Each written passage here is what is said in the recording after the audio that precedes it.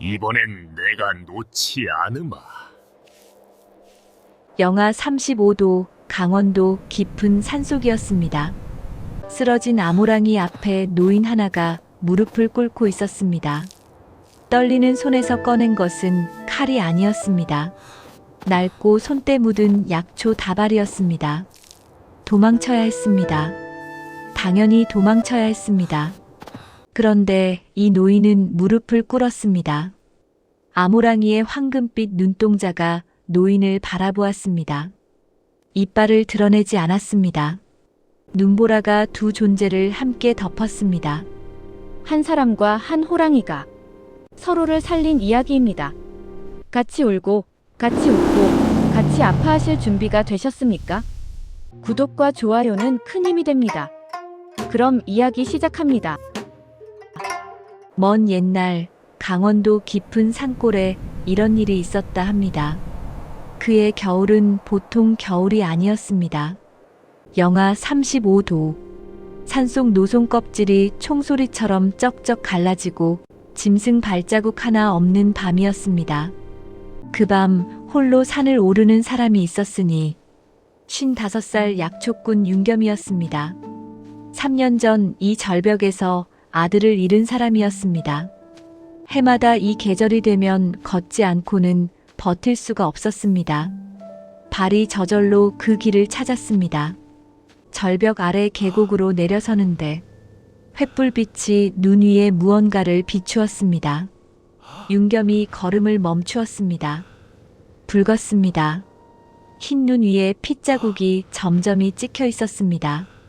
발자국이었습니다. 어른 손바닥보다 2배는 넘는 묵직하고 깊은 발자국이었습니다. 윤겸의 심장이 쿵 내려앉았습니다. 발자국을 따라 시선을 옮기니 커다란 바위 그늘 아래에 무언가가 쓰러져 있었습니다. 호랑이였습니다. 아모랑이였습니다. 황백색과 검은 줄무늬가 뒤섞인 거대한 몸에 눈이 소복이 쌓여 있었습니다. 옆구리가 불규칙하게 들썩였습니다. 숨이 가빴습니다. 옆구리 한쪽에 상처가 있었습니다. 거기서 핏자국이 이어진 것이었습니다. 그리고 배가 몹시 불러 있었습니다. 윤겸의 다리가 굳었습니다. 도망쳐야 했습니다. 당연히 도망쳐야 했습니다. 두 다리는 이미 몸을 돌리려 하고 있었습니다. 바로 그때였습니다. 눈더미 속에서 소리가 들렸습니다. 작고 가늘고 떨리는 울음소리였습니다. 윤겸의 발이 그 자리에 못 박혔습니다. 아이고, 그 소리가 어딘가 너무나 익숙했습니다. 잠 못 이루는 밤마다 귓가에 맴돌던 소리였습니다. 3년 전 세상을 떠난 아들 녀석이 처음 태어나 울던 소리와 꼭 닮아 있었습니다. 윤겸은 눈을 질끈 감았습니다. 그 순간 손끝에 감각이 살아났습니다. 3년 전 폭설 속에서 아들의 손이 스르르 빠져나가던 그 감각이었습니다. 붙잡으려 했지만 붙잡지 못했습니다.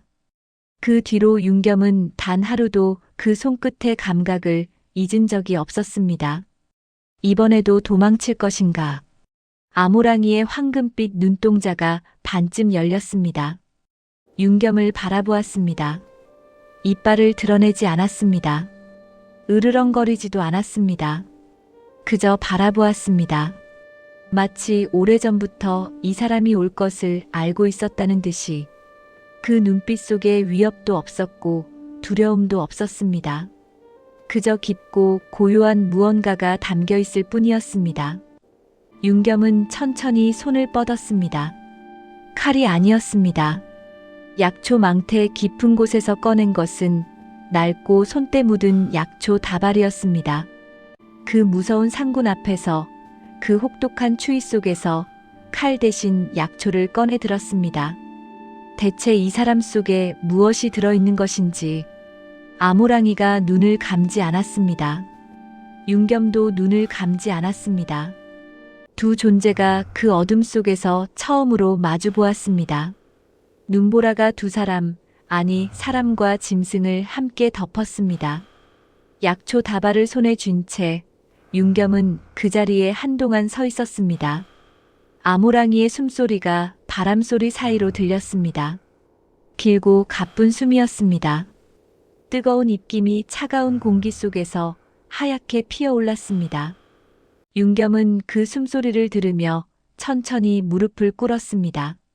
차가운 눈이 무릎 아래로 스며들었습니다. 아랑곳하지 않았습니다. 이 사람, 무릎을 꿇었습니다.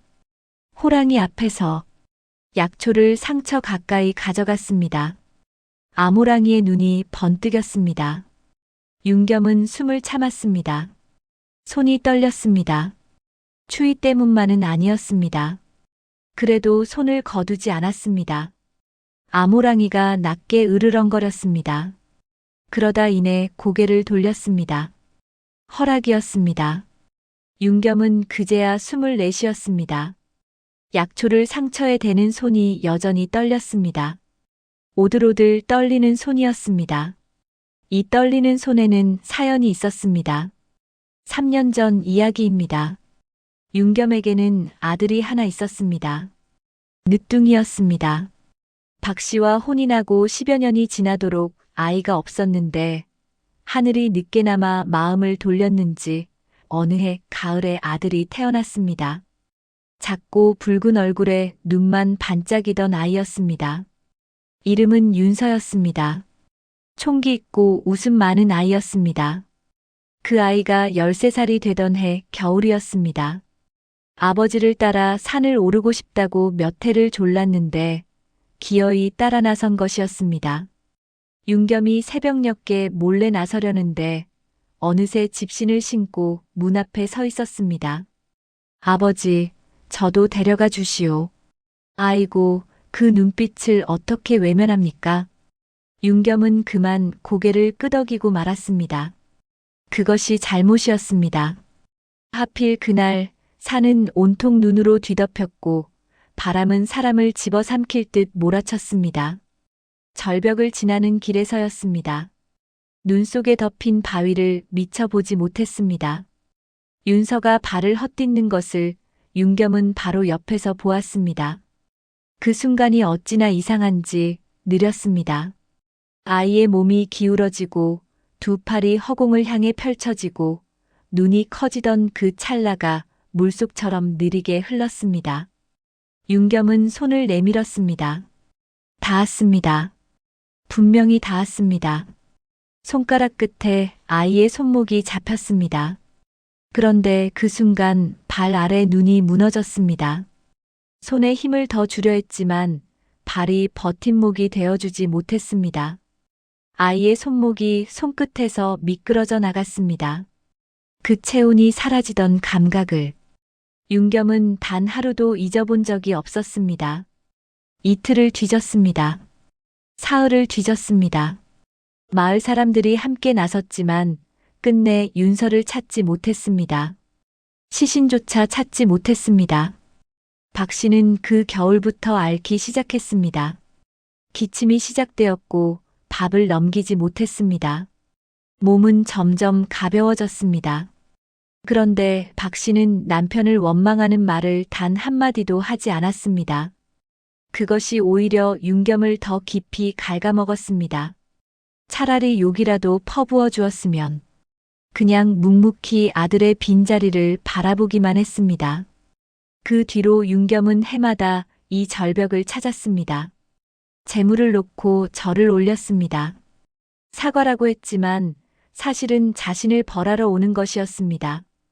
이 추위 속에 이 길을 걷는 것이 스스로에게 내리는 형벌이었습니다. 그런 손이었습니다. 아들을 놓친 그 손으로 지금 아모랑이의 상처에 약초를 대고 있었습니다. 아모랑이가 눈을 감았습니다. 숨이 조금 고르게 돌아왔습니다. 윤겸은 그 모습을 바라보다가 눈물이 흐르는 것을 느꼈습니다. 소리 없이 흘렀습니다. 3년 동안 꽉 틀어막고 있던 것이 이 산속에서 이 짐승 앞에서 열리고 있었습니다. 이번엔 놓지 않으마. 윤겸이 혼잣말처럼 중얼거렸습니다. 아모랑이는 아무 대답이 없었습니다. 그저 뜨거운 입김을 내뿜을 뿐이었습니다. 윤겸은 아모랑이를 굴속으로 옮기기로 마음먹었습니다. 이 추위 속에 바깥에 두면 안 되었습니다. 배가 부른 몸이었습니다. 때가 머지 않았습니다. 눈보라가 다시 몰아쳤습니다. 두 존재를 함께 덮었습니다. 겨울이 깊어질수록 마을은 조용히 흔들리기 시작했습니다. 처음에는 닭이었습니다. 아침에 일어나 보니 닭장이 텅 비어 있었다는 이야기가 하나둘 나왔습니다. 그 다음에는 염소였습니다. 줄에 묶어두었는데 줄만 남아 있었다고 했습니다. 아이고, 이를 어쩐단 말이오. 겨울 내내 이어진 혹한의 농사는 이미 망한 것이나 다름없었는데 가축마저 사라지자 마을 사람들 얼굴에 두려움이 깔리기 시작했습니다. 그러자 현감이 움직였습니다. 현감은 원래 실적을 중히 여기는 사람이었습니다. 흉년도 가축이 사라진 것도 모두 자신이 책임질 일이 아니었습니다. 하지만 해결하지 못하면 자리가 흔들릴 수 있었습니다. 그래서 간단한 답을 찾았습니다. 호랑이였습니다. 산에 사는 상군이 내려와 가축을 해치고 있으니 이를 잡아 바치면 마을이 평안해진다는 포고문이 붙었습니다. 상군을 잡아오는 자에게는 곡식 50가마와 현감 어른의 포상을 내리노라. 포고문이 붙자마자 마을에서 가장 먼저 들고 일어난 사람이 있었으니 덕수였습니다. 이 덕수라는 사람, 30 초반의 사냥꾼이었습니다. 어깨가 떡 벌어지고 눈빛이 날카로운 사내였습니다. 사냥 솜씨만큼은 마을에서 첫손에 꼽혔지만 늘 무언가에 굶주린 사람처럼 보였습니다. 인정받고 싶다는 욕망이 그의 눈 속에 항상 살아 있었습니다. 포고문을 보자마자 현감 앞에 무릎을 꿇었습니다. 소인이 반드시 상군을 잡아 바치겠습니다. 현감은 흡족한 얼굴로 고개를 끄덕였습니다. 이 두 사람 참 잘 만났습니다. 윤겸은 그 소식을 산에서 내려오는 길에 들었습니다. 발걸음이 무거워졌습니다. 덕수가 선봉에 섰다는 것은 이 일이 단순하게 끝나지 않을 것이라는 뜻이었습니다. 윤겸은 덕수를 찾아갔습니다. 덕수야, 지금 산에 올라가면 안 된다. 상군이 새끼를 낳을 때가 다 됐어. 어미 호랑이를 건드리면 산 전체가 노한다. 덕수가 비쭉 웃었습니다. 어르신, 그 말씀은 무서워서 하시는 겁니까? 아니면 소인이 공을 세울까봐 하시는 겁니까? 아이고, 이 사람 봐라. 윤겸은 더 말하지 않았습니다. 그런 눈빛을 가진 사람에게 말로 막을 수 있는 것은 없었습니다. 발길을 돌렸습니다. 가슴 속에서 불안이 돌덩이처럼 가라앉았습니다. 덕수는 다음 날부터 덫을 설치하기 시작했습니다. 새로 만든 덫이었습니다. 발을 내딛는 순간 이빨처럼 맞물리는 것으로 한 번 걸리면 빠져나갈 수 없었습니다. 병졸 서넛을 데리고 산 중턱까지 올라가 눈 속에 촘촘히 숨겨놓았습니다. 병졸들이 산을 오르기 시작하자 산은 달라졌습니다. 산새들이 울지 않았습니다. 바람도 잦아들었습니다. 마치 산이 숨을 참고 있는 것처럼 이상한 고요함이 골짜기를 채웠습니다. 병졸 중 하나가 어깨를 움츠렸습니다. 왜 이리 조용합니까? 소름이 돋습니다. 덕수가 콧방귀를 뀌었습니다. 쓸데없는 소리 말고 덫이나 제대로 놓거라. 저 자신감 좀 보십시오. 사흘째 되는 날이었습니다. 병졸 하나가 덕수를 급히 불렀습니다. 바위 틈새에서 굴의 흔적을 발견했다는 것이었습니다. 입구 주변에 눈이 녹아 있었고 짐승의 발자국이 어지럽게 찍혀 있었습니다. 발자국 크기를 보자마자 덕수의 눈이 번뜩였습니다. 여기대다. 덕수는 낮게 중얼거렸습니다. 그 눈 속에서 공명심이 불길처럼 타올랐습니다. 그 굴이 어떤 굴인지 덕수는 알지 못했습니다. 하지만 윤겸은 알고 있었습니다. 열흘 전 윤겸이 아모랑이를 옮겨들인 바로 그 굴이었습니다. 매일 산을 올라 상처에 약초를 갈아붙여주고 발자국마저 솔가지로 쓰러지웠는데 덕수가 흔적을 잡은 것이었습니다. 윤겸은 그날 저녁 집으로 돌아와 박 씨의 얼굴을 바라보았습니다. 박 씨는 아랫목에 등을 기대고 눈을 감고 있었습니다. 숨소리가 고르지 않았습니다. 창밖으로 눈이 다시 내리기 시작했습니다. 아모랑이의 분만이 머지 않았습니다. 덕수의 발길도 머지않아 굴에 닿을 것이었습니다. 두 가지가 동시에 다가오고 있었습니다. 산은 고요했습니다. 그 고요함이 오히려 더 무서웠습니다. 그날 밤은 유달리 바람이 잔잔했습니다. 낮 동안 몰아치던 눈보라가 해가 기울 무렵부터 잦아들더니 밤이 깊어지자 산은 솜니부를 덮어 쓴 것처럼 고요해졌습니다. 별빛이 쌓인 눈 위에 반사되어 횃불 없이도 발 앞이 희끗하게 보일 만큼 밝았습니다. 아름다운 밤이었습니다. 하지만 윤겸의 가슴속은 그 고요함만큼이나 팽팽하게 당겨져 있었습니다. 굴 앞에 도착하자마자 귀를 기울였습니다. 안에서 소리가 났습니다. 낮고 깊은 신음이었습니다. 윤겸은 굴 안으로 들어갔습니다. 아모랑이가 누워 있었습니다. 열흘 전보다 상처는 많이 아물어 있었습니다. 하지만 지금 아모랑이의 몸은 상처 때문이 아니라 다른 이유로 떨리고 있었습니다. 때가 된 것이었습니다. 윤겸은 굴 입구 쪽에 웅크리고 앉았습니다. 최대한 작게, 최대한 조용히.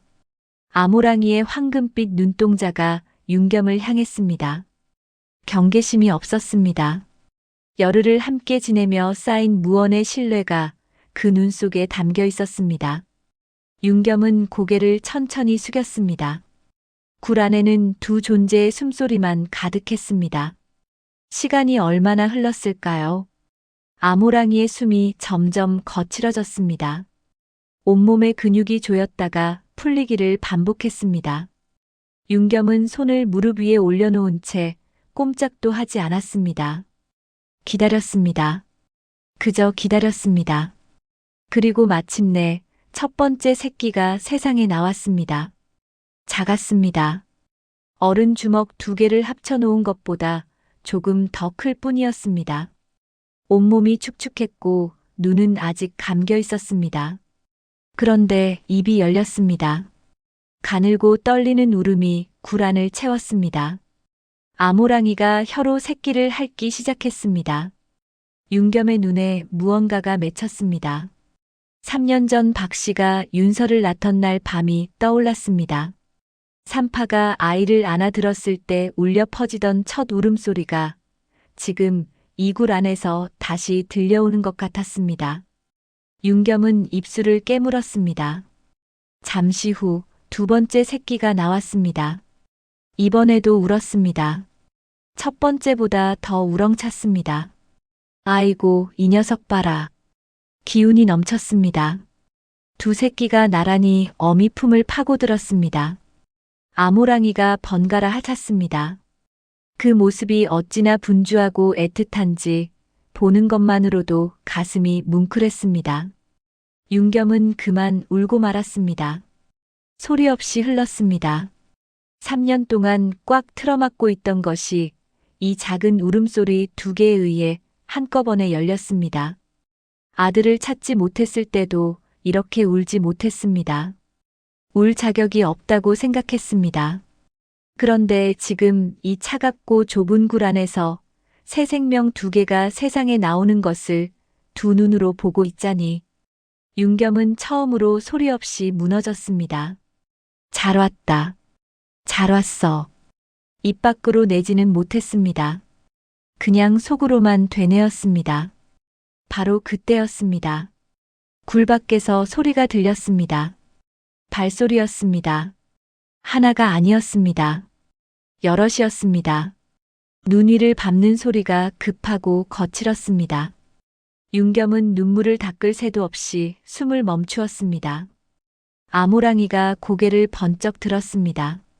새끼들을 품 안으로 끌어당겼습니다. 눈동자가 굴 입구를 향했습니다. 황금빛이 날카롭게 변했습니다. 덕수였습니다. 횃불빛이 굴 입구 쪽에서 흔들렸습니다. 조금씩 가까워졌습니다. 사람 목소리도 들렸습니다. 이쪽입니다. 발자국이 여기까지 이어집니다. 윤겸은 숨을 죽였습니다. 새끼들을 바라보았습니다. 방금 세상에 나온 두 생명이었습니다. 아직 눈도 제대로 뜨지 못한 것들이었습니다. 윤겸은 온몸이 굳는 것을 느꼈습니다. 발소리가 멎었습니다. 바로 굴 입구 앞이었습니다. 숨소리가 들릴 것 같았습니다. 윤겸은 눈을 감았습니다. 아모랑이는 꼼짝도 하지 않았습니다. 새끼들도 울지 않았습니다. 굴 안의 모든 것이 숨을 참았습니다. 그때 하늘이 도왔습니다. 느닷없이 눈보라가 몰아쳤습니다. 횃불이 크게 흔들렸습니다. 병졸 하나가 소리쳤습니다. 눈보라가 칩니다. 오늘은 물러섭시다. 덕수가 잠시 머뭇거리는 기척이 났습니다. 그러다 발소리가 멀어졌습니다. 점점 멀어졌습니다. 윤겸은 그제야 긴 숨을 내쉬었습니다. 새끼들이 다시 울기 시작했습니다. 아까보다 조금 더 힘찬 울음이었습니다. 아모랑이가 다시 핥기 시작했습니다. 윤겸은 그 모습을 바라보다가 다시 눈물이 흘렀습니다. 이번에는 닥지 않았습니다.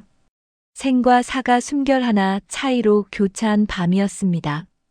그리고 삶이 2배로 살아남은 밤이었습니다. 아침이 오기 전에 윤겸은 굴을 나왔습니다. 새끼들은 어미 품에 바짝 붙어 잠들어 있었습니다. 2마리가 나란히였습니다. 윤겸은 굴 입구에서 그 모습을 잠시 바라보았습니다. 저것 좀 보십시오. 세상에 나온 지 하룻밤도 안 된 것들이 벌써 저리 편안합니다.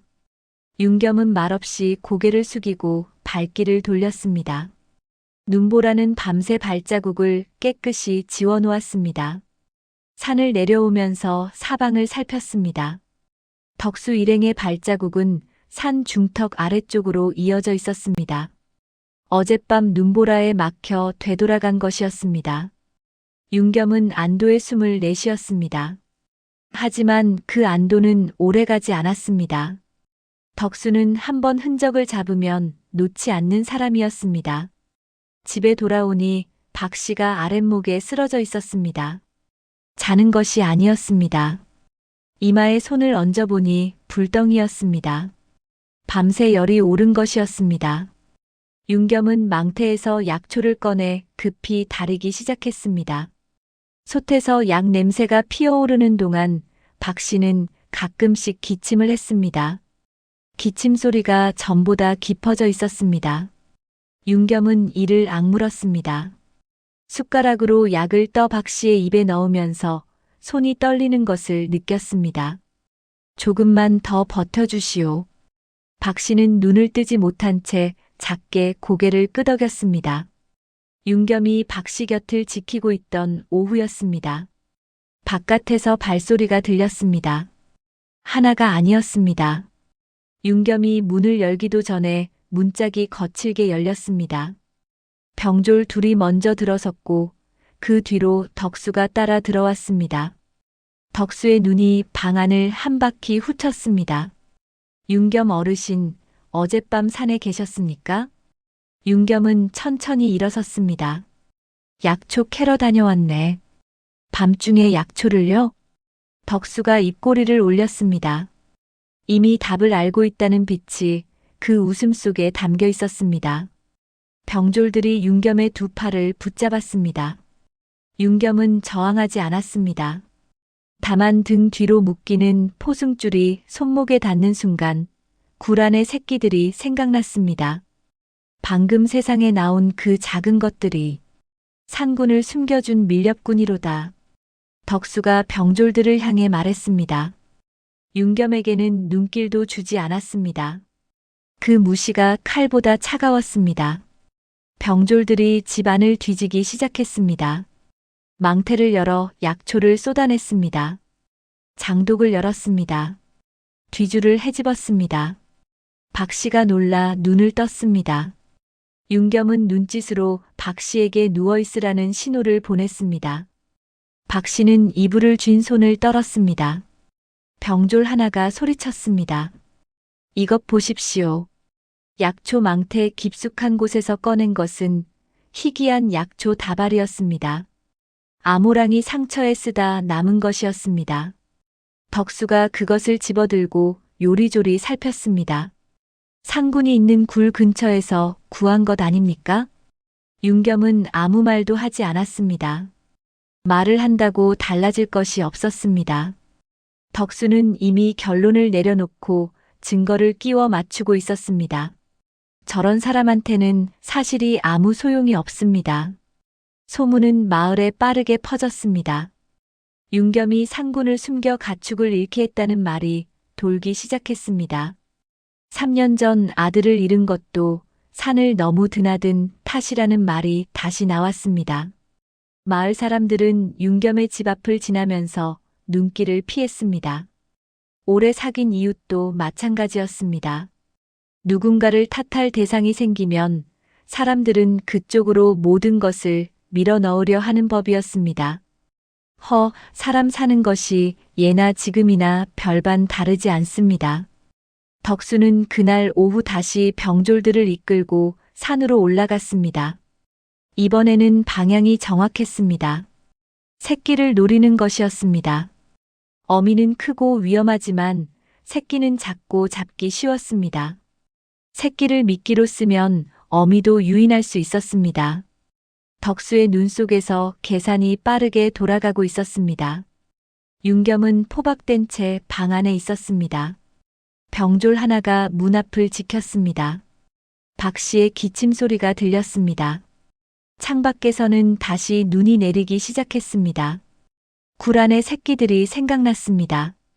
방금 세상에 나온 두 생명이었습니다. 아직 눈도 제대로 못 뜨는 것들이었습니다. 윤겸은 묶인 손목에 힘을 주었습니다. 포승줄은 꿈쩍도 하지 않았습니다. 산 쪽에서 바람이 불어왔습니다. 창호지가 떨리는 소리가 났습니다. 지켜야 할 것들이 너무 많았습니다. 박씨도 새끼들도 아모랑이도. 그런데 지금 윤겸의 손은 묶여 있었습니다. 이를 어쩐단 말이오. 밤새 눈이 쌓였습니다. 이튿날 아침 산은 하얗게 묻혀 있었습니다. 지붕 위에도 담장 위에도 길 위에도 무릎까지 차오르는 눈이었습니다. 하늘은 낯빛이었습니다. 아직 눈이 더 올 것이라는 것을 오래 산 사람이라면 몸으로 아는 하늘이었습니다. 바람은 없었습니다. 그 고요함이 오히려 불길했습니다. 덕수는 이른 아침부터 병졸들을 재촉했습니다. 오늘 안에 끝낸다. 현감도 더 이상 기다리지 않겠다는 뜻을 전해왔습니다. 덕수에게는 오늘이 마지막 기회였습니다. 공명심이 가슴 안에서 뜨겁게 달아올랐습니다. 병졸 6을 앞세우고 산을 올랐습니다. 허리에는 칼을 찼고 손에는 포승줄을 쥐었습니다. 저 기세 좀 보십시오. 윤겸은 그 소리를 집 안에서 들었습니다. 병졸이 여전히 문 앞을 지키고 있었습니다. 윤겸은 밤새 잠을 이루지 못했습니다. 묶인 손목이 퉁퉁 부어 있었습니다.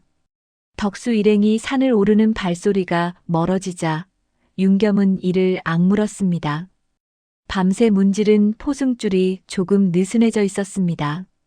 한쪽 손을 빼냈습니다. 살같이 벗겨지는 통증이 왔습니다. 소리를 내지 않았습니다.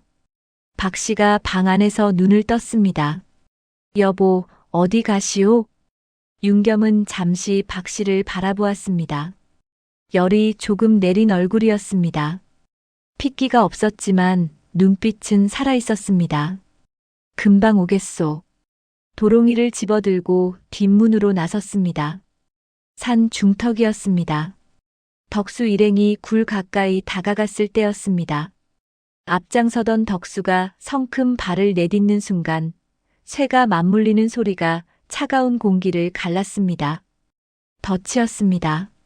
자신들이 어젯밤 설치한 덫이 눈의 무게에 눌려 조금 미끄러진 것이었습니다. 덕수가 짐승처럼 울부짖었습니다. 병졸들이 우르르 몰렸습니다. 소란이 일었습니다. 말 두 필이 그 소리에 놀라 앞발을 들어 올렸습니다. 고삐가 풀렸습니다. 말들이 산 아래쪽으로 달아나기 시작했습니다. 순식간이었습니다. 아무도 위를 보지 않았습니다. 절벽 위쪽 능선이었습니다. 밤새 쌓인 눈이 경사면 위에 두껍게 얹혀 있었습니다. 나무 한 그루가 그 무게를 버티다 못해 가지를 꺾었습니다. 처음에는 작은 눈 덩어리였습니다.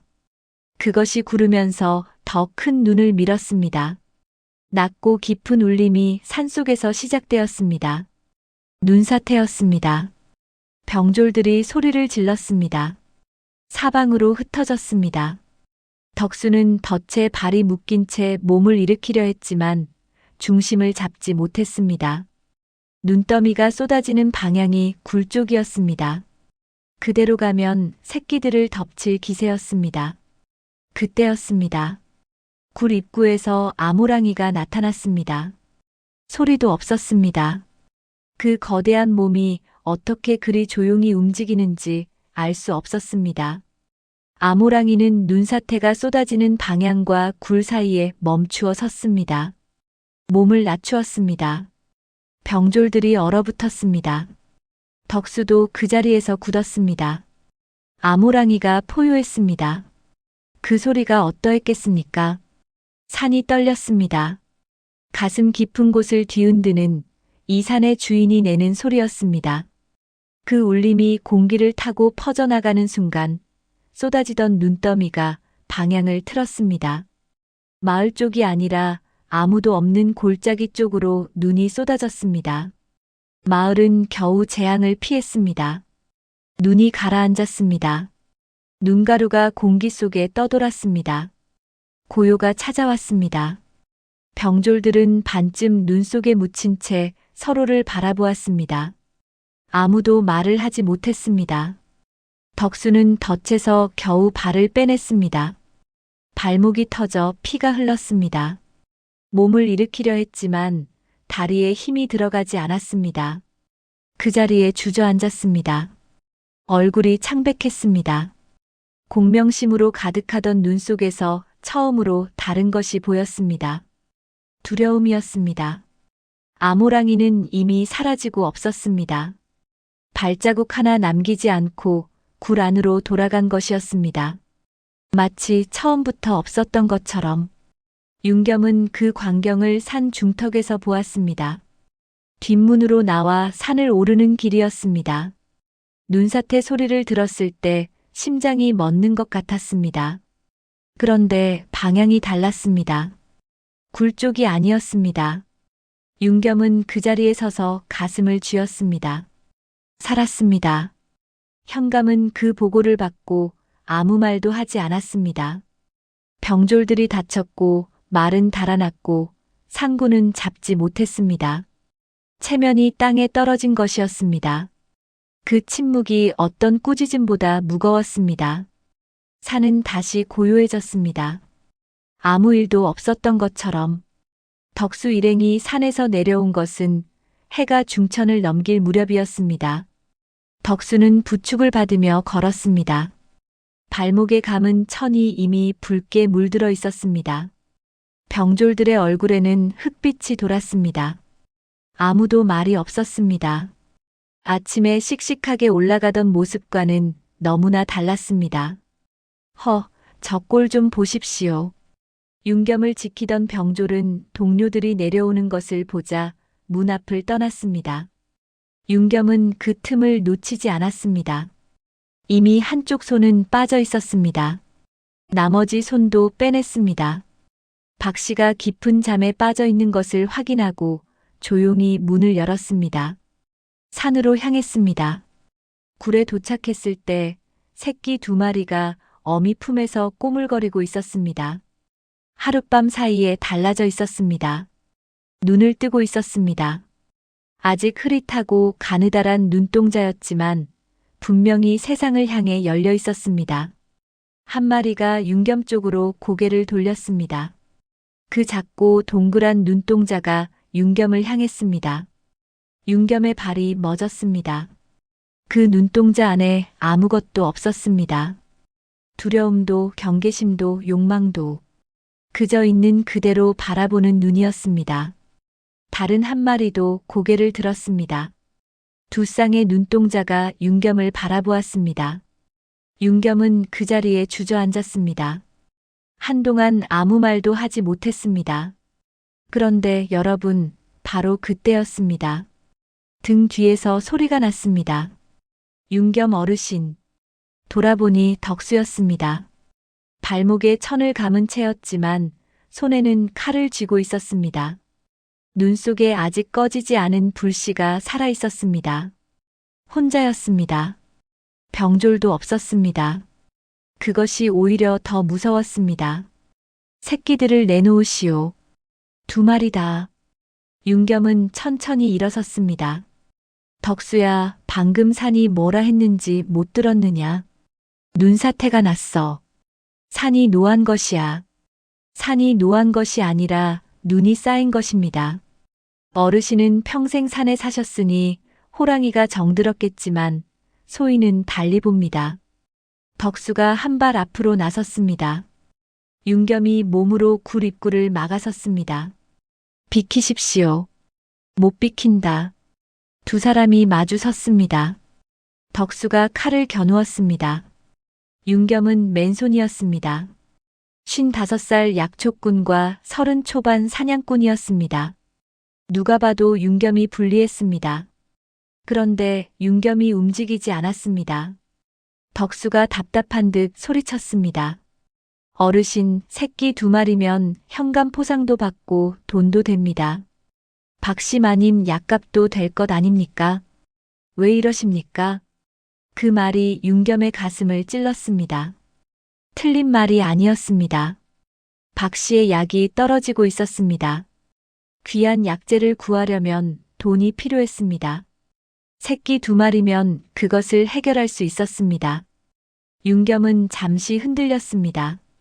그때 굴 안에서 소리가 났습니다. 새끼들이 울었습니다. 가늘고 떨리는 울음이었습니다. 아까 윤겸을 바라보던 그 눈동자가 떠올랐습니다. 두려움도 경계심도 없이 그저 있는 그대로 바라보던 눈이었습니다. 윤겸은 눈을 감았습니다. 절벽 아래에서 물소리가 들렸습니다. 얼었던 계곡이 조금씩 풀리기 시작한 소리였습니다. 그 소리를 듣는 순간 3년 전이 떠올랐습니다. 아들이 떨어진 절벽이었습니다. 그리고 깨달았습니다. 3년 동안 자신이 이 산을 떠나지 못한 이유가 무엇인지를. 도망치면 안 된다는 것이었습니다. 손을 놓으면 안 된다는 것이었습니다. 안 된다, 덕수야. 윤겸의 목소리가 달라졌습니다. 낮고 단단했습니다. 덕수가 달려들었습니다. 윤겸이 몸으로 막아섰습니다. 두 사람이 뒤엉켰습니다. 눈 위에서 몸싸움이 벌어졌습니다. 덕수가 칼을 밀어붙였습니다. 윤겸이 손목을 잡았습니다. 평생 산을 다닌 손이었습니다. 생각보다 강했습니다. 덕수가 발을 헛디뎠습니다. 부상당한 발목이 무게를 버티지 못했습니다. 비탈진 눈 위에서 중심을 잃었습니다. 절벽 쪽이었습니다. 윤겸은 순간적으로 손을 뻗었습니다. 잡았습니다. 3년 전과 달랐습니다. 이번에는 놓지 않았습니다. 발 아래 눈이 무너지는 것을 느끼면서도 버텼습니다. 온 힘을 다해 덕수를 끌어당겼습니다. 두 사람이 눈 위에 나란히 쓰러졌습니다. 한동안 아무 말이 없었습니다. 거친 숨소리만 들렸습니다. 덕수가 눈을 감은 채 누워 있었습니다. 윤겸도 하늘을 보았습니다. 낯빛 하늘이었습니다. 구름이 흘렀습니다. 덕수가 먼저 몸을 일으켰습니다. 윤겸을 내려다보았습니다. 그 눈 속에서 무언가가 흔들렸습니다. 공명심도 아니었고 분노도 아니었습니다. 당혹감이었습니다. 자신을 구해준 사람이 바로 자신이 포박했던 그 사람이라는 사실이 덕수의 가슴 어딘가를 불편하게 건드린 것이었습니다. 덕수는 아무 말 없이 산을 내려갔습니다. 윤겸은 그 자리에 앉아 굴 쪽을 바라보았습니다. 안에서 새끼들이 울었습니다. 아모랑이가 핥는 소리가 들렸습니다. 윤겸은 피식 웃었습니다. 55평생에 저런 소리를 들을 줄은 몰랐습니다. 바람이 불었습니다. 차가웠지만 그 안에 전과 다른 것이 섞여 있었습니다. 봄이 오고 있다는 것을 몸이 먼저 알아차리는 그런 바람이었습니다. 덕수가 마을로 돌아온 것은 해가 서쪽으로 기울기 시작할 무렵이었습니다. 절뚝이는 걸음이었습니다. 부축해주는 이도 없었습니다. 마을 사람들은 그 모습을 멀리서 바라볼 뿐이었습니다. 덕수는 시선들을 느끼면서도 고개를 들지 않았습니다. 집으로 들어가 문을 닫았습니다. 그런데 밤이 깊어지자 덕수가 다시 일어났습니다. 발목에 더 단단히 천을 감았습니다. 칼을 새로 갈았습니다. 이번에는 혼자였습니다. 병졸도 없었고 현감의 명도 없었습니다. 아이고, 이 사람 봐라. 오직 자신의 욕망만이 그를 이끌었습니다. 새끼를 놓쳤다는 것이, 윤겸에게 구해졌다는 것이 덕수의 자존심을 깊이 핥히었습니다. 그 상처가 이성보다 빠르게 움직였습니다. 윤겸은 집에 돌아와 박씨 곁에 앉아 있었습니다. 박씨의 열이 조금 내려가 있었습니다. 박씨가 눈을 뜨고 윤겸을 바라보았습니다. 손목에 난 상처가 눈에 들어왔는지 천천히 손을 뻗어 윤겸의 손목을 감쌌습니다. 많이 다치셨소? 괜찮소. 박씨는 더 묻지 않았습니다. 그 손을 꼭 쥔 채 눈을 감았습니다. 윤겸은 그 온기를 느끼며 눈을 내리깔았습니다. 이 손을 지켜야 한다는 것을 말이 아니라 손바닥으로 알았습니다. 그때 바깥에서 발소리가 들렸습니다. 윤겸은 박씨의 손을 조심스럽게 내려놓고 일어났습니다. 문을 열자 차가운 바람이 들이쳤습니다. 덕수였습니다. 횃불을 들고 서 있었습니다. 눈 속에서 그 얼굴이 붉게 타오르고 있었습니다. 어르신, 마지막으로 묻겠습니다. 새끼들이 어디 있습니까? 윤겸은 대답하지 않았습니다. 모른다고 하실 겁니까? 발자국을 따라가면 됩니다. 오늘 밤 안에 찾습니다. 윤겸이 문을 닫으려 했습니다. 덕수가 발로 막았습니다. 어르신이 막는다고 막아지는 것이 아닙니다. 윤겸은 덕수의 눈을 바라보았습니다. 돌이킬 수 없는 것이 보였습니다. 윤겸은 도롱이를 집어들었습니다. 박씨가 방 안에서 불렀습니다. 여보, 어디 가시오? 금방 오겠소. 두 번째 거짓말이었습니다. 윤겸은 덕수의 뒤를 따랐습니다. 산은 어두웠습니다. 덕수는 횃불을 들고 빠르게 움직였습니다. 새끼의 발자국을 따라가고 있었습니다. 윤겸은 횃불도 없이 뒤를 따랐습니다. 이 산의 어둠은 윤겸에게 낯설지 않았습니다. 눈을 감고도 걸을 수 있는 길이었습니다. 절벽 위 능선에 가까워질수록 윤겸의 발걸음이 무거워졌습니다. 능선 위쪽 눈의 양이 심상치 않았습니다. 밤 동안 기온이 더 내려가면서 눈과 땅 사이가 얼어붙어 있을 것이었습니다. 낮에 눈사태가 한 번 났지만 위쪽은 아직 그대로였습니다. 윤겸은 그것을 알고 있었습니다. 덕수가 절벽 위 대지에 올라섰습니다. 횃불빛 안에 작은 발자국이 이어져 있었습니다. 새끼 두 마리의 발자국이었습니다. 나란히 찍혀 있었습니다. 덕수가 그쪽으로 달려갔습니다. 윤겸이 소리쳤습니다. 덕수야, 멈추거라. 덕수가 돌아보지 않았습니다. 윤겸은 더 빠르게 뛰었습니다. 55살 무릎이 비명을 질렀습니다. 아랑곳하지 않았습니다. 그때 능선 위쪽에서 소리가 났습니다. 처음에는 작은 삐걱거림이었습니다. 눈이 내는 소리였습니다. 윤겸은 그 소리를 아는 순간 온몸의 피가 거꾸로 솟는 것 같았습니다. 덕수야. 이번에는 소리가 달랐습니다. 덕수가 멈추었습니다. 윤겸의 눈빛을 보았습니다. 바로 그 순간 능선 위쪽에서 묵직한 울림이 시작되었습니다. 덕수가 몸을 돌리려 했습니다. 발목이 무너졌습니다. 눈 위에서 미끄러졌습니다. 절벽 쪽이었습니다. 윤겸이 달려들었습니다. 두 손을 뻗었습니다. 덕수의 팔을 잡았습니다. 이번에도 잡았습니다. 발 아래에서 눈이 무너지고 있었습니다. 윤겸은 이를 악물었습니다. 온몸의 힘을 양팔에 모았습니다. 눈 속에 박힌 발이 미끄러지면서도 버텼습니다. 덕수가 눈 위로 올라왔습니다. 두 사람이 그 자리에 엎드렸습니다. 눈사태가 쏟아졌습니다. 두 사람이 있는 쪽이 아니었습니다. 조금 옆으로 치우쳐 있었습니다. 눈더미가 쏟아지는 소리가 산을 흔들었습니다. 나무들이 눈의 무게에 꺾이는 소리가 들렸습니다. 마을 쪽으로 향하던 눈사태가 골짜기 쪽으로 쏟아졌습니다. 마을은 피해를 면했습니다. 고요해졌습니다. 윤겸은 눈 위에 엎드린 채 숨을 몰아쉬었습니다. 덕수가 옆에 쓰러져 있었습니다. 발목에서 피가 다시 배어났습니다. 눈을 감고 있었습니다. 의식은 있었지만 몸을 일으킬 힘이 없었습니다.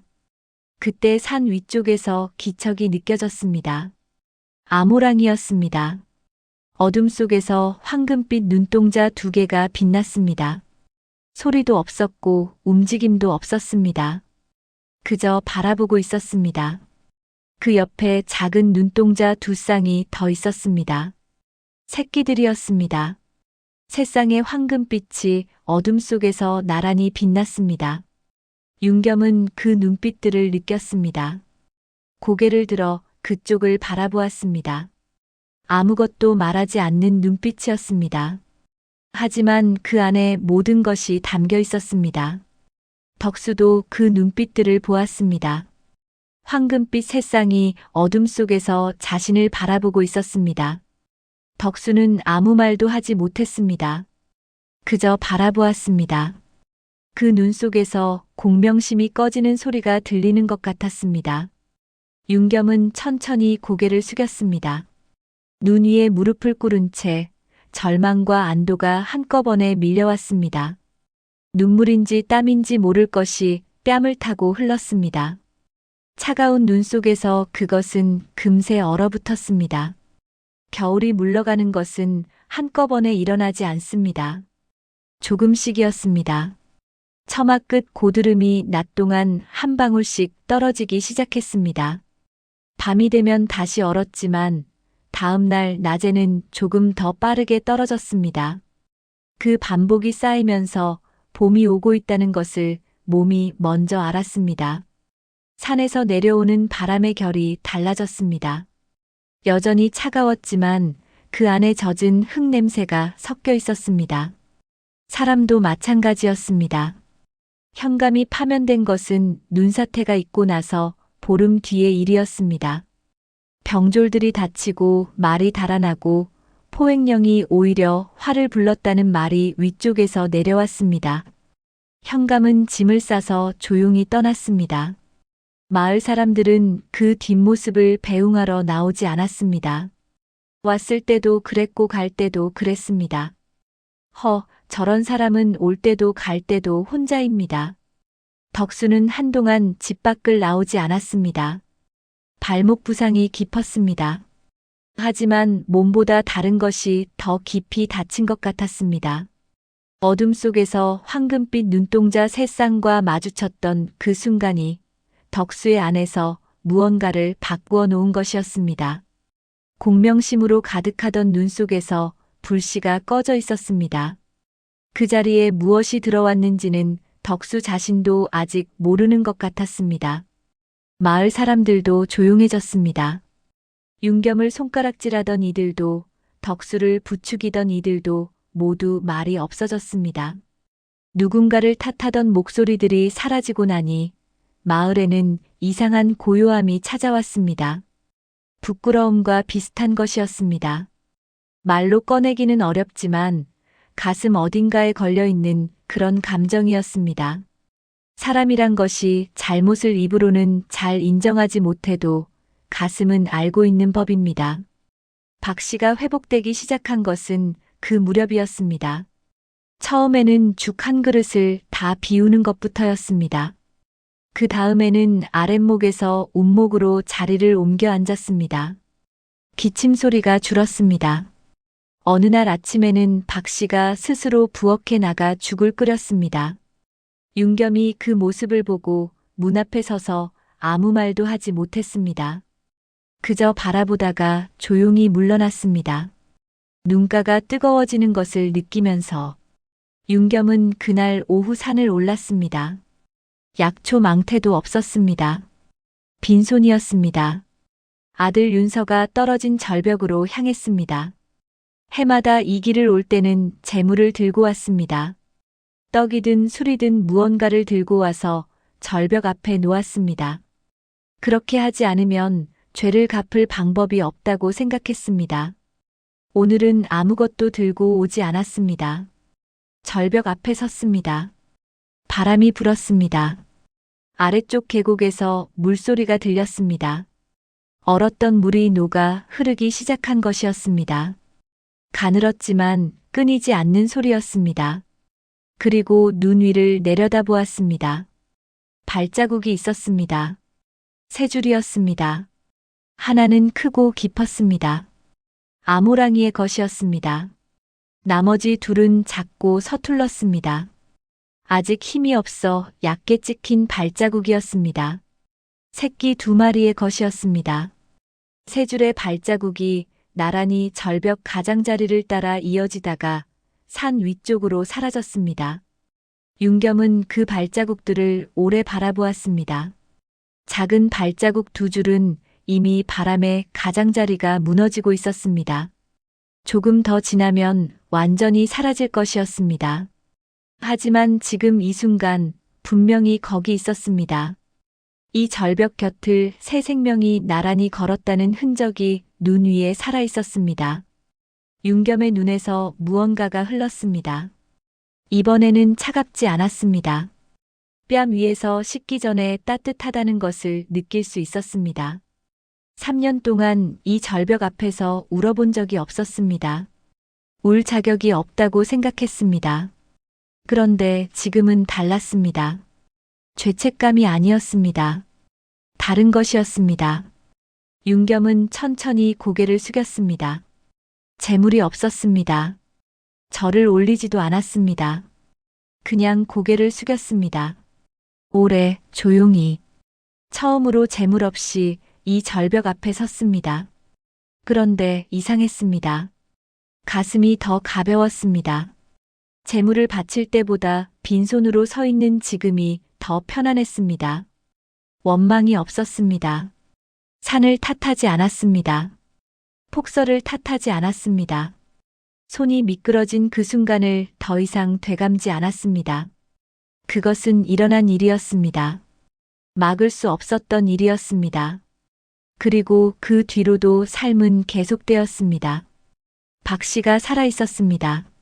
자신이 살아 있었습니다.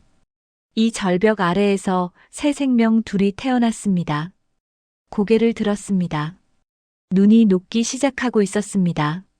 절벽 바위면을 타고 가느다란 물줄기가 흘렀습니다. 계곡 아래에서 물소리가 조금 더 커졌습니다. 작은 발자국 둘은 이미 반쯤 눈에 덮여 있었습니다. 윤겸은 그것을 바라보며 처음으로 미소를 지었습니다. 입 밖으로 꺼내는 미소가 아니었습니다. 가슴 안쪽 깊은 곳에서 올라오는 오랫동안 잊고 있던 것이었습니다. 용서가 시작되고 있었습니다. 자신을 향한 용서였습니다. 그것이 얼마나 어려운 일인지 3년이 지나서야 비로소 알았습니다. 사람이란 남은 쉽게 용서하면서 자기 자신은 끝까지 붙잡고 놓지 않습니다. 윤겸도 그랬습니다. 그런데 이 절벽이, 이 산이, 이 발자국들이 그것을 놓아주었습니다. 윤겸은 절벽을 등지고 산을 내려갔습니다. 발걸음이 달랐습니다. 오랫동안 짊어지고 다니던 것을 이 절벽 앞에 내려놓고 가는 것 같았습니다. 물소리만 이어졌습니다. 끊이지 않고 멈추지 않고. 봄은 소리 없이 왔습니다. 어느 날 아침 눈이 아니라 빗방울이 창호지를 두드렸습니다. 토닥 토닥. 박 씨가 그 소리에 눈을 떴습니다. 잠결의 눈인지 비인지 가늠하다가 비라는 것을 알아차리는 순간 입가에 미소가 번졌습니다. 윤겸은 그 표정을 보았습니다. 아무 말도 하지 않았습니다. 그냥 바라보았습니다. 오래, 조용히. 그것으로 충분했습니다. 마을에도 조금씩 변화가 왔습니다. 봄비가 내리면서 땅이 풀렸고 씨를 뿌릴 수 있게 되었습니다. 가축을 잃은 집들은 아직 힘들었지만 이웃끼리 씨앗을 나누고 일손을 보태는 모습이 보이기 시작했습니다. 사람이 힘들수록 서로에게 기댄다는 것을 마을은 그렇게 다시 배우고 있었습니다. 윤겸은 봄이 되면서 바빠졌습니다. 산에서 캔 약초로 마을 사람들을 치료했습니다. 겨울 내내 추위에 시달린 노인들의 무릎이며 기침을 달고 사는 아이들이며 손발이 튼 안악들이며 윤겸의 집 앞에 사람들이 찾아왔습니다. 얼마 전까지만 해도 눈길을 피하던 이들이었습니다. 윤겸은 그것을 따지지 않았습니다.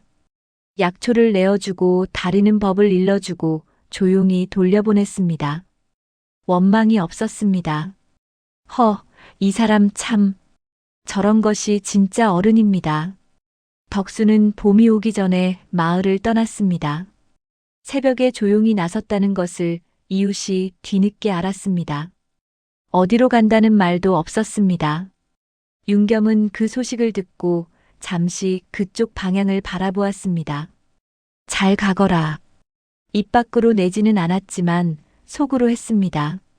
어둠 속에서 황금빛 눈동자 세 쌍을 마주친 그 밤이 덕수를 바꾸어 놓았을 것이었습니다. 사람은 말로 바뀌지 않습니다. 그런 순간이 바꾸는 법입니다. 새 현감이 부임하면서 산에 더 설치하는 것을 금했습니다. 산이 산으로 남을 수 있게 되었습니다. 봄이 무르익은 어느 날 오후였습니다.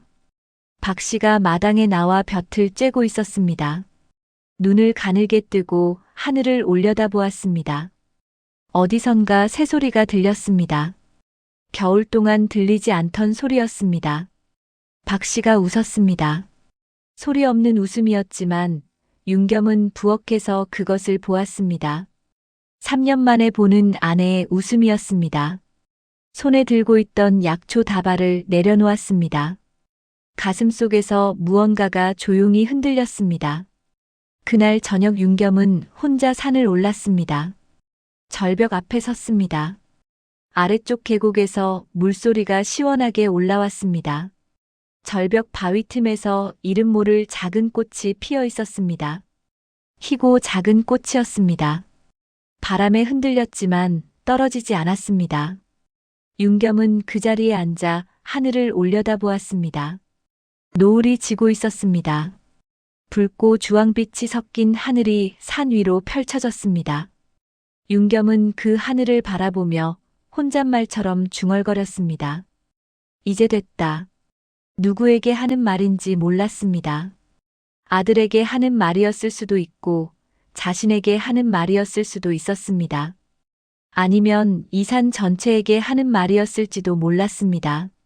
산은 아무 대답을 하지 않았습니다. 바람도 불지 않았습니다. 물소리만 이어졌습니다. 새소리만 들렸습니다. 그 침묵이 예전에는 차갑게 느껴졌습니다. 하지만 지금은 달랐습니다. 산은 그냥 산이었습니다. 벌을 주는 것도 용서해 주는 것도 산이 하는 일이 아니었습니다. 그 모든 것은 처음부터 윤겸 자신 안에 있었습니다. 바람이 불었습니다. 절벽 위쪽에서 내려오는 바람이었습니다. 그 바람 속에 꽃잎이 섞여 있었습니다. 하얀 꽃잎들이 눈처럼 흩날렸습니다. 차갑지 않았습니다. 윤겸의 손등 위에 꽃잎 하나가 내려앉았습니다. 윤겸은 손을 움직이지 않았습니다. 꽃잎이 바람에 날아갈 때까지 그대로 있었습니다. 산과 화해했습니다. 훗날 마을 사람들은 이 이야기를 전했습니다. 혹독한 겨울산에서 아모랑이를 살린 약초꾼의 이야기를, 한 생명을 돌보면서 스스로를 구한 사람의 이야기를. 그것이 전설이 되었습니다. 강원 산골의 겨울밤, 할머니가 손자에게 들려주는 이야기가 되었습니다. 윤겸은 절벽을 등지고 산을 내려갔습니다. 발걸음이 가벼웠습니다. 집에서 박 씨가 기다리고 있었습니다. 저녁밥이 식기 전에 돌아가야 했습니다. 꽃잎이 어깨 위에 내려앉아도 바람이 불어 날아가도 걸음을 멈추지 않았습니다. 삶이 그런 것이니까요. 명심보감에 이르기를 행유불득 반구적이라 하였습니다. 무슨 일이든 뜻대로 되지 않거든 그 원인을 남에게서 찾지 말고 자기 자신에게서 찾으라는 말입니다. 윤겸은 3년을 산을 탓하고 폭설을 탓하고 자신을 탓했습니다. 그런데 정작 용서해야 할 것은 남이 아니라 자기 자신이었습니다. 우리도 그렇지 않습니까? 살다 보면 손에서 놓쳐버린 것들이 있습니다. 붙잡으려 했지만 붙잡지 못한 순간들이 있습니다. 그 순간을 평생 가슴에 품고 스스로를 죄인으로 만들며 살아가는 것입니다. 하지만 맹자께서도 이르셨습니다. 인자무적이라 어진 마음을 가진 자에게는 적이 없다고. 윤겸이 칼 대신 약초를 내밀었을 때 그것이 아모랑이를 살렸고 덕수를 살렸고 결국 자기 자신을 살렸습니다. 여러분, 지금 가슴속에 놓지 못한 것이 있으십니까? 3년이 됐든 30년이 됐든 오늘 이 이야기가 그것을 조금이나마 내려놓는데 힘이 되었으면 합니다. 이 이야기가 따뜻하게 느껴지셨다면 좋아요와 구독으로 함께 해주십시오. 다음에도 이렇게 같이 울고 같이 웃고 같이 아파하는 이야기로 찾아오겠습니다.